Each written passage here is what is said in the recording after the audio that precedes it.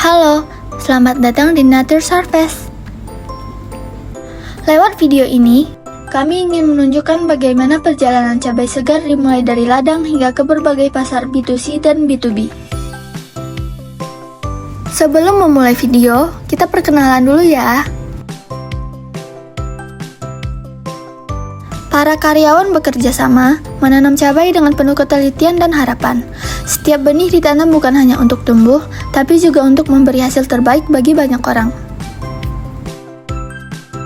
Dari tanah yang subur, cabai-cabai ini tumbuh dengan penuh perawatan, proses alami yang tak hanya menghasilkan panen, tapi juga harapan. Saat waktunya tiba, para karyawan bersama-sama memanen hasil terbaik. Ini adalah wujud kerjasama dan dedikasi dalam setiap helai daun dan buah yang dipetik. Setelah dipanen, cabai disortir dan dikemas dengan rapi. Proses packing dilakukan secara teliti untuk menjaga kualitas tetap terjaga hingga ke tangan penerima. Selanjutnya, hasil panen siap dikirim. Kendaraan logistik membawa cabai-cabai segar ini menuju titik-titik pemasaran.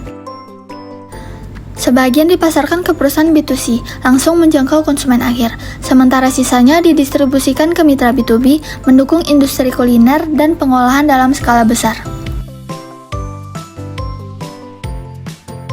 Halo, setelah membahas pertumbuhan dan pemasaran cabai organik, kini kita akan melihat manfaat dan keunggulan bisnis ini yang tidak hanya menguntungkan secara ekonomi, tetapi juga berdampak positif bagi lingkungan dan masyarakat.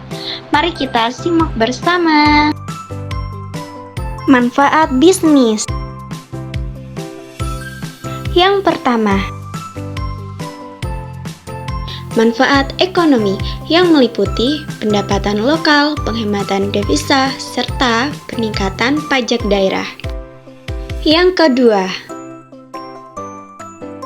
manfaat sosial yang meliputi pemberdayaan masyarakat dan peningkatan kesejahteraan. Yang ketiga, manfaat lingkungan yang meliputi kelestarian tanah dan air, pengelolaan limbah, serta mitigasi erosi dan penggunaan air efisien. Keunggulan bisnis. Yang pertama, nilai tambah organik.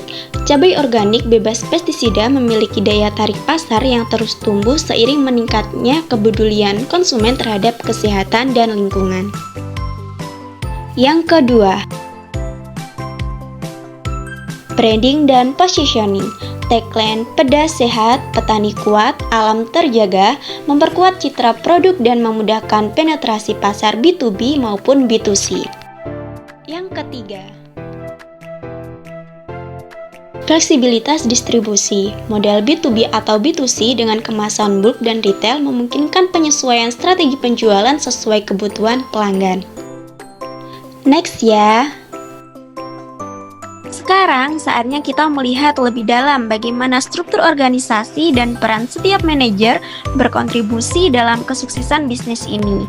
Dari pengawasan penanaman hingga pengelolaan keuangan, setiap manajer memiliki tanggung jawab penting dalam memastikan operasional berjalan lancar dan efisien.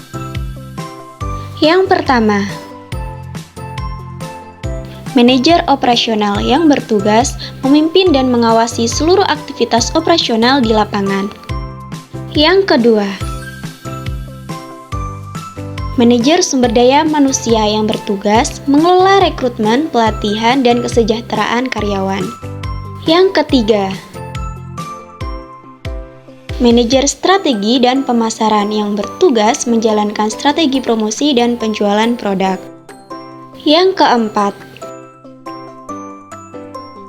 manajer administrasi dan keuangan yang bertugas mengelola pembukaan, laporan keuangan, dan dokumen administrasi.